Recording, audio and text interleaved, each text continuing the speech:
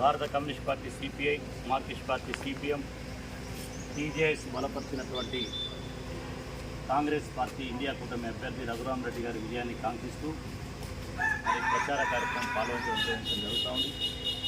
వామపక్ష పార్టీలు నాయకత్వంతో కూడా పాల్గొనడం జరిగింది. కాంగ్రెస్, సిపిఐ, సిపిఎం మూడు పార్టీలు సంయుక్తంగా ఇప్పటికే నియోజకవర్గ వ్యాప్తంగా పెద్ద ఎత్తున మరి ఇండియా కూటమిని గెలిపించాలని, రఘురామ్ రెడ్డి గారిని గెలిపించాలని ప్రచార కార్యక్రమం నిర్వహించడం జరుగుతూ ఉంది.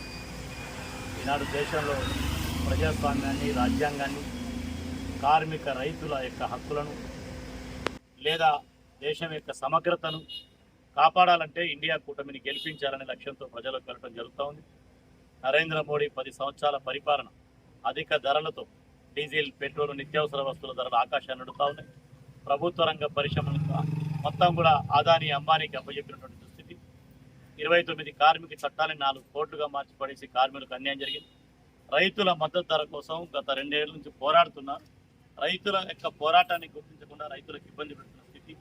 అదేవిధంగా ఈ దేశంలో హిందూ, ముస్లిం, సిక్, ఈసాయి మతం ఏదైనా అందరం ఒకటే అనే పరిస్థితి ఉన్న ఈ దేశంలో మతోన్మాదాన్ని మరి పెంచి పోషిస్తూ లౌకిక భారతదేశాన్ని లేదా సమైక్యమైన దేశాన్ని విచ్ఛిన్నతలకు తీసుకువెళ్తుంది. విచ్ఛిన్నకర శక్తులకు వ్యతిరేకంగా మరి ఇవాళ కాంగ్రెస్ పార్టీ అభ్యర్థి గెలిపించాలని పిలుపునిస్తా ఉన్నాం.